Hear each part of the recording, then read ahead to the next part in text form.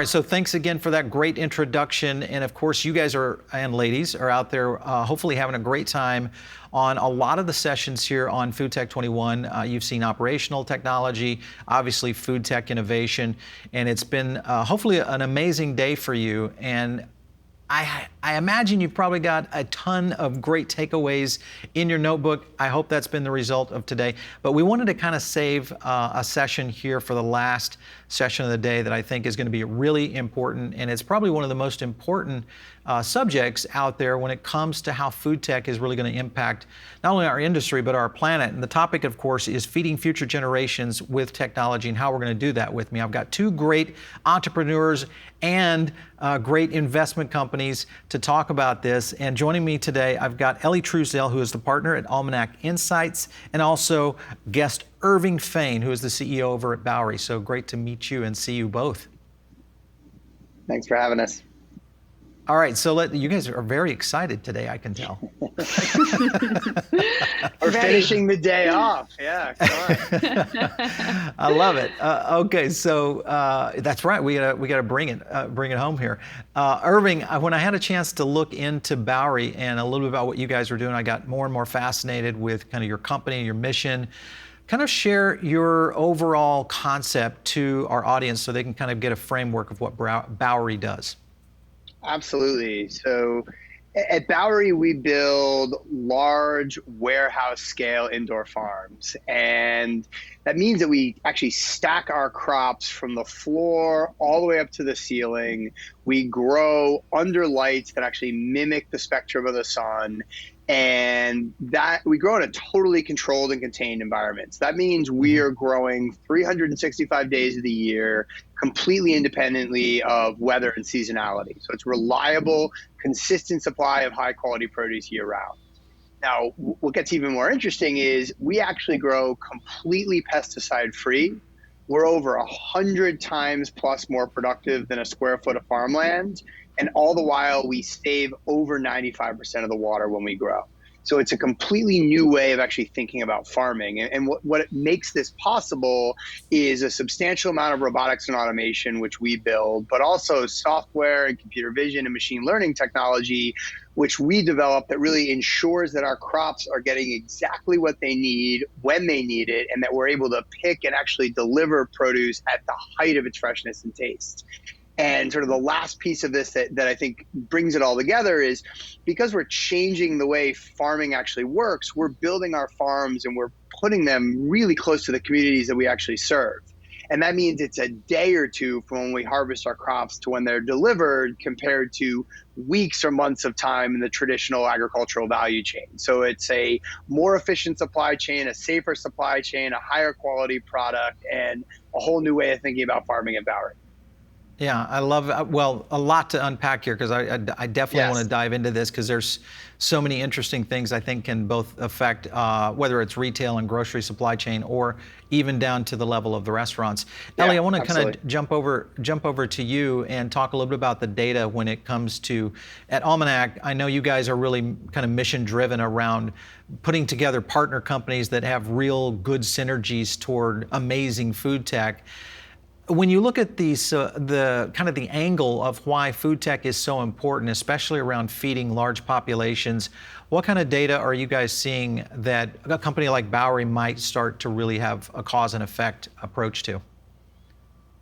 Yeah, we've been early supporters of Irving's for many years. Have been a huge champion of what he's doing at Bowery, and I think some of the data that sort of informs and definitely supports what they're doing is, the latest report out by the UN, says that right now we're at about 7.3 billion people globally, and that we should anticipate that increasing to 9.8 billion people by the year 2050. So we've really got to start thinking about how we are feeding that type of that growth. It's sort of a tremendous number when you think about that lift, and even in terms of the data and the numbers around the food demand that goes along with that is we're expecting to prepare for a 56 to 98% increase in food demand between now and the year 2050. So Bowery's model, Irving does the best job explaining what he's so passionate about and what he's building, the 100 times multiple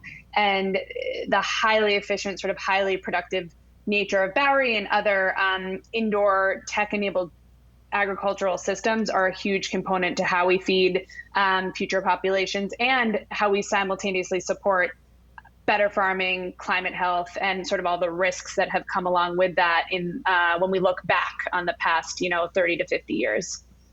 Yeah, for sure. When you look at the industry, plant-based has been on a big move here in the past few years within the restaurant industry. Obviously, that trickles over into the retail sector. When you look at companies like a Beyond Meat, who obviously went public recently in the past year or so, their impact was very interesting because they went the route of going through and doing a pull-through model through food service, which is typically how a lot of these kinds of concepts really come to market. And then, of course, went into retail. And now, of course, they're a poster child for IPO and success in terms of the plant-based. Irving, when you look at food deserts, because this is a scenario that happens a lot within the restaurant industry, where in fast casual, you look at some of the fast casual concepts who have kind of went into urban centers, that's now starting to shift. Or you get into somewhere like Los Angeles, which has, just large geographic regions, much like Dallas-Fort Worth. There's a lot of places in our country that don't have access to great food. So I love the fact that you guys are talking about something that is right next door or potentially right next door. Could you talk to us a little bit about kind of that strategy? Yeah, absolutely. And, I think you hit on it, Paul. The food insecurity and the food desert challenge is real. And I think actually when you look at what's going on right now with COVID, it's actually only been amplified. In April, there was a survey from the U.S. Census that said 1 in 3 families with children couldn't afford either as much food or the quality of food that they actually wanted.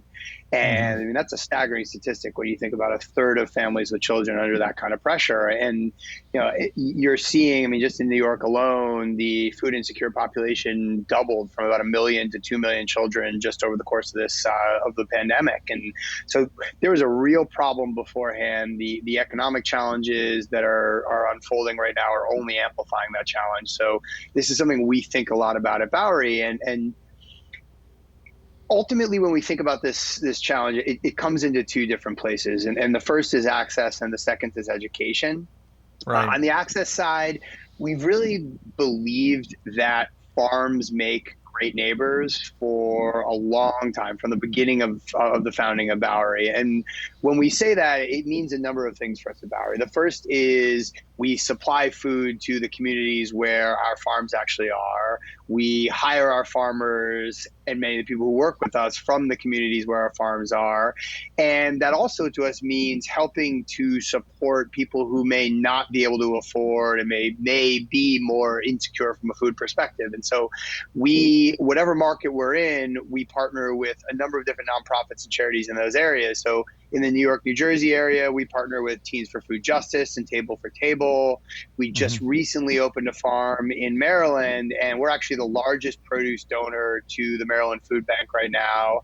And we have actually partnered up with DC Central Kitchen, and in particular, their Healthy Corners program. And to what you were just talking about, it's a really interesting program. And what we do is we provide our Bowery clamshells to the Healthy Corners program. And then this program goes out and they install coolers in bodegas and corner stores in communities around DC and in Maryland where there may not be a grocery store anywhere close by. The nearest grocery store could be a train ride away or a bus ride or a car ride away. And so they're installing fresh coolers in those stores, and therefore people can walk in and they can buy fresh produce in that local corner grocery store. And so they can now go in and they can not only buy a Bowery product in a Whole Foods or a Giant Market or a Weis Market, but now they can also go in at their local corner store and they can find Bowery as well. And they can find a high quality fresh product. And that's important because just having access to that changes this problem right off the bat. It's so easy to find empty calories in these stores, and we've optimized the food system to provide those empty calories, that if you start out by providing that access, you can begin to change the equation. It's not the only thing, but it's an important step forward. Yeah, for sure. Elly, when you look at the companies that Almanac looks to, I mean, your portfolio is very impressive. If you look at the numbers, we had, Mr. Kerr on from Good Catch, another one of Almanac's companies, amazing, efforts. And I'm really impressed with the amount of food tech innovation that's happening. So when I saw Irving's business, I was like, wow, this could be a real solution solver, because I'm one that will argue this point about whether or not farmland is capable of keeping up with plant-based menus and plant-based demand going forward. So when you look at the companies that are potentially our future food tech companies, is there anything that's kind of showing up on your radar right now that would kind of be in alignment with what Irving is doing? Yeah, absolutely. I think, the sort of tact we take at Almanac, and certainly sort of for myself philosophically, we look at both traditional agriculture and how the ways that have always been, and then we look at companies like Irving's and a couple of the others that you've sort of touched on, these highly innovative, highly progressive, highly optimized companies of the future. And we think they're actually solutions in both. So certainly there's a ton of attention, focus that needs to be on traditional agricultural methods across the US and the globe to mitigate pesticides, mitigate GMOs, diversify crops, provide more resilient supply chains, all of those things that really need to happen still in the traditional old ways of farming. And we support that. We support good soil and sort of all of the traditional sides of farming. On the other hand, we think there's a huge solution in Bowery, in the methods of tech-enabled farms, highly efficient, tremendous amount of resources saved, all of sort of what Irving has spoken to. So, but I think one thing that you just said, Irving, that I think is sort of a great nugget and applies to a lot of other companies we look at and review is optimizing for health. So you're absolutely right that to date, where we've seen optimization is towards empty calories, nutrient-poor foods, corn, soy, heavily processed cardboard that travels easily on trucks, So I think that what we're really excited about is when you can actually, we're never really highly supportive of tech inserted into the food. It's very much tech enabling better systems, better structures, whether that's infrastructure towards manufacturing, infrastructure that, Irving has laid in, which is collecting data, tracking every year. It's fun having known Irving for so many years because every year the product's getting better. It's tasting better. It's a higher nutrient density. And they've optimized for distribution for all of these different things. So I think we see that as sort of a consistent thread across the companies that we're looking at when we're addressing access, broader food communities that need these types of healthful options, because certainly it's a huge part of, sort of what we're talking about earlier in terms of feeding the globe. We have to come up with solutions to feed this massive spike in population in a way that's been much more helpful than the past 30 years. Yeah. And if I can just jump in, just sure. on top of what Elly just said, there's two interesting points. The first is on the nutrition side, and a lot of people would be surprised, but in much of our fresh produce, up to 50% of the nutrients are actually lost just from the time that a product is picked all the way through the distribution, the transportation, the processing. And so by building our farms in Bowery much closer to the points of consumption and substantially reducing the supply chain and the time from when we harvest to when we deliver, right off the bat, you have a much more nutritious, high quality product. And so that's incredibly important, because actually you providing quality food that is nutritious, but then that tastes great, that's the other piece that's important. And Elly talked about, genetic modification, some of these other topics. What's so interesting about what we can do at Bowery is, in essence, farming for generations has been optimized and iterated around externalities that one can't control. You can't control the rain, you can't control the weather in general, the soil necessarily. And so what do? Well, we put chemicals into the soil, we put pesticides down and fertilizers, and we develop better tools to actually manipulate the soil. And then eventually we start to develop and manipulate the genetics themselves of our crops, because that's the place that one goes. That was sort of the final place. In our case, because we can control all these external variables, And because we don't have to solve for the problems that most of outdoor agriculture does when they choose products and seeds and types of crops to grow, they're worried about drought resistance, and they're worried about pest resistance, and neither of those things are issues for us. So at Bowery, we can go and look for seeds that have extraordinary and interesting varieties and incredible taste and really unique profiles and signatures that you don't find in today's agricultural system, because again, they don't travel well necessarily, they don't resist drought, or they don't resist pests well. And as soon as you eliminate that set of circumstances and criteria, all of a sudden you can open up and provide people with this incredibly great tasting, nutritious, healthy produce. And that is more fun and exciting for people to eat as well. And that also starts to change this dynamic. Yeah, for sure. Irving, let's dive into the kind of the technology, but also at the same time, kind of the substance behind how you guys are going to market or getting your product and or concept out there. When you look at traditional farming, as you kind of alluded to, is that it is kind of impressed upon through obvious things like weather, even just in terms of crop rotation. I got a chance to grow up on a farm, so I grew up farming wheat and cattle and all those kinds of things. And we had a real, situation where a lot of times you'd from one year to the next, you'd be moving fields and kind of repatriating or different soil to let it kind of regenerate and all that kind of. So when you have a fixed facility like what you guys are doing, and you look at, I could see one thing of being able to regenerate the soil. How are you managing the chemical makeup, kind of the technology that's required to kind of re-stimulate that soil, because that's obviously in a fixed location. Yeah. You can probably rotate to a certain extent, depending on the size of square footage that you've got. But how are you guys managing that kind of technology to be able to keep the soil right? There's one very key important distinction, which is we don't actually grow in soil.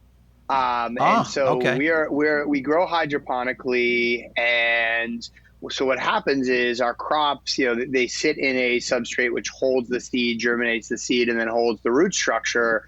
But the roots are actually dangling down into the water, and the nutrients themselves are in the water. Now, how do we make sure that the crops are getting what they need when they need them? And to your question about nutritional content and general content around the root structure, that's something we think an enormous amount about. And so one of the key components of Bowery and what we've built is what we call the Bowery operating system. And the Bowery OS it's like the brains of our farm. It's our central nervous system. And we have a whole network of sensor and controls around our farm that's collecting millions of data points in real time. And all of that data impacts quality of our crops, health, even taste and flavor, certainly yield. At the same time, we have a plant vision system which takes photos of our crops in real time. It runs those photos through deep learning algorithms and can both understand what's happening with that crop now and also predict what will happen in the future based on every crop we've grown. And then all that data gets fed in, and we can make tweaks and changes to the nutritional content, the environmental variables around these crops in real time at this incredibly rapid, consistent rate. And it's that measurement, tweaking, changing, adjustment that enables us to ensure that all of our crops at Bowery are getting exactly what they need when they need it across their life cycle. And so not only are you picking at peak harvest and peak freshness and peak quality, but all along that growth cycle, you're able to grow in the best way possible for that plant. So imagine every day for our crop is the best day that crop could ever experience. And just to be clear, that doesn't mean that you make every variable perfect. There is not necessarily a perfect. Sometimes stressing a plant actually can bring out phenomenal flavor signatures. Right. And the difference is, instead of us having that happen outside of our control, tasting the crop and saying, wow, that was delicious, I wish that would happen again outside, if we find something we love, we can replicate and repeat that over and over and over again. So imagine the greatest vintage from a specific vineyard in that great year and being able to replicate those conditions that produce that over and over and over again. Yeah. Go ahead, Elly. The other thing I might just add to what Irving just said, because we talk a lot about this just together, is how to sort of also make it known to people that it's not just exactly what you're iterating on and putting in and day out, it's also what you're not allowing in. So this is a real input-free, drift-free environment. And I think that's something that people are sort of larger public is starting to be aware of is our gut health is affected by what is put in our waters, what we're eating, and coming out of our products, and generally our produce, even in certified organic systems. So I think, to me, what's really sort of heartening about Bowery's operating system and what you're able to do is constantly iterating, evolving the product to get better, but also what you're allowing to remove and keep out, which for a lot of people right now, in terms of residual toxicities and chemicals, is really, really important. Yeah, I want to get back to you, Irving, on another aspect of the growing process. I'm intrigued with this. Before we go there, Elly, when you look at, because this is kind of reformatting kind of the food system, so to speak. I mean, you've seen everything from soybean to corn being kind of the core elements, almost the substrate of how a lot of a lot of countries feed, especially when you go back to underserved countries, which are not typically consistent with getting animal proteins as much as first world countries are. So corn, soybeans, et cetera. When you get into trying to replace that ecosystem or that particular kind of line of plant process with something like what Bowery is doing, are you guys seeing any kind of data or statistics that are leaning toward more of the healthier type plants that, say, a Bowery would be producing?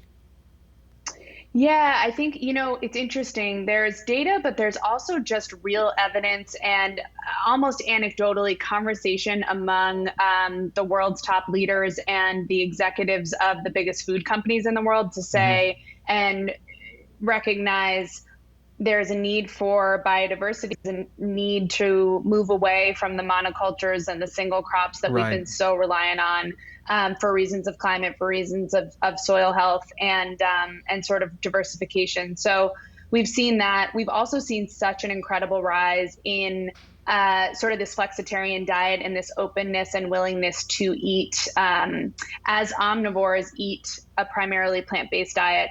And I think some of that is even the data that's coming out around that type of dietary pattern. What we find so interesting is it's not driven by vegans. It's not driven by people who are solely interested in eating a plant-based diet. It's the sort of typical American consumer who recognizes, for many reasons, for personal health, for ecological health, and hopefully now for flavor, because they're recognizing and understanding through brands and farms like Bowery and others that they can eat really well, really healthfully, with a ton of flavor and taste. So there's certainly a ton of data to back up that that's the direction we're headed, that's also absolutely what the world needs in terms of these growing systems in order to support sort of the health of American soils and the health of American people, really.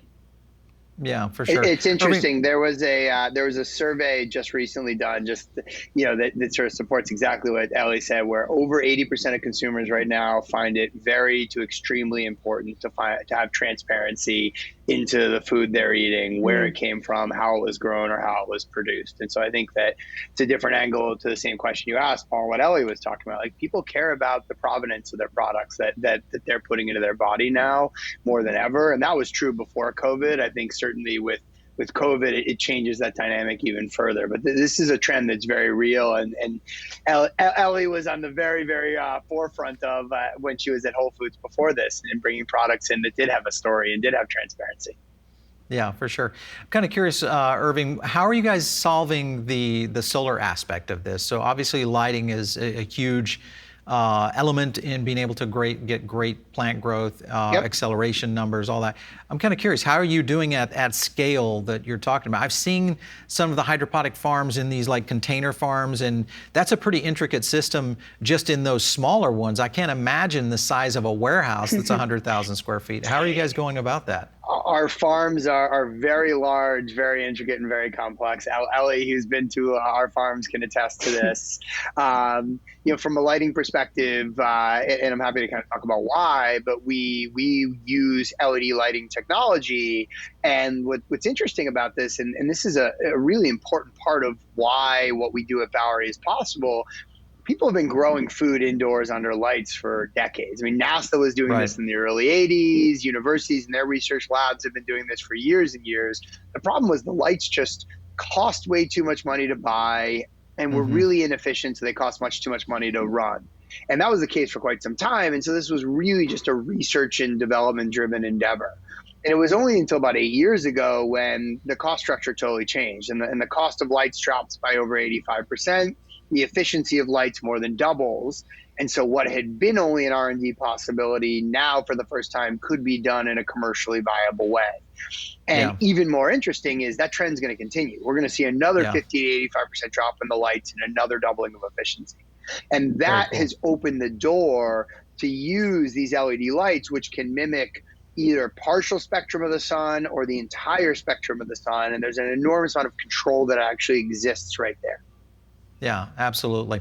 All right, one last question for each of you, and this is more of a trends and forecasting question. When you look at, because plant-based has been kind of on the, as I said, on the forefront, both from food service, retail, and the big question is, how do we accelerate plant-based growth without affecting our farming system? It sounds like with Bowery, you guys have done that, Irving, been able to go in that direction. Now it's just a matter, I'm assuming, of real estate, being able to get to those facilities. How fast, this is the question of, how fast do you think we can get to, say, 20% plant-based food supply system for the globe if we were looking, in the next decade, the next 2 decades? What are your thoughts on that, either of you? I'll take this first. I think the one way to think about it is to sort of shift your perspective in terms of how do we get there, but to think about how much of today's crops are just immediately sold to farms that are serving their pigs, their beef, their poultry. So it's highly inefficient to get our protein from digesting those crops in the first place. So if you're sort of removing the middleman and eating a lot of those highly nutrient dense, highly protein-rich sources of plants directly, we're in pretty good shape. And I also think that there's some really interesting work being done in terms of fermentation and sort of biomimicry of meat from these plant-based sources, and even taking smaller parts of the animal, cells of the animal, and being able to replicate that in tremendous form. So pretty encouraged by the solutions out there, but also sort of striking that balance between traditional methods and some of these highly innovative, more food tech applications. All right. That was a good political answer, Elly. What do you, Irving, let's jump to you. Let's, I don't know that I decade, can give you the date, but I will tell you this. We needed a date. You don't I didn't do have that. We need a date. I may be in trouble here. But what I will tell you is there is so much incredible innovation. I mean, Elly just talked about it as well. Plant-based food, cultured meats, other types of products that are being grown now. New ways of growing crops like we're doing at Bowery. I mean, just the different opportunities that are available today and the different innovation that's happening. I mean, the reason I started Bowery was because I'm a believer that technology and the innovation economy can and should solve hard and important problems. And I think you're finding more and more people who are recognizing that agriculture and our food system are one of the most important components of humanity. Yeah, and we need to put our energy, our effort, our technology, our brain power, our mind share, our dollars towards innovating this as the population in the world around us is changing, and that's happening. And so while I can't give you a date, Paul, one of my favorite quotes that Bill Gates has is he says that we as people tend to overestimate what will happen in the course of 2 years and underestimate what will happen in the course of a decade. So can't give you a time specifically. So I'm going with a decade here.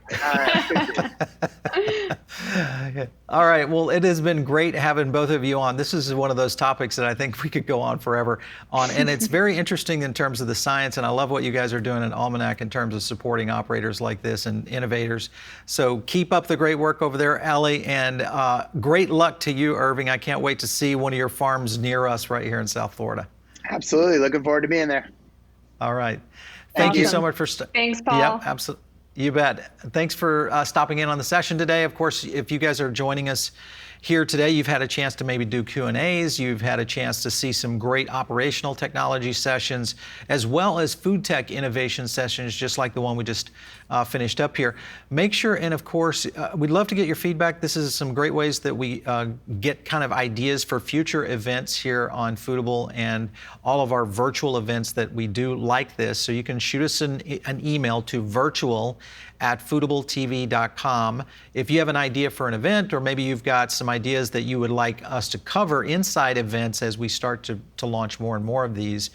Thanks for, of course, all your great participation today here on Food Tech 21. We'll catch you next time.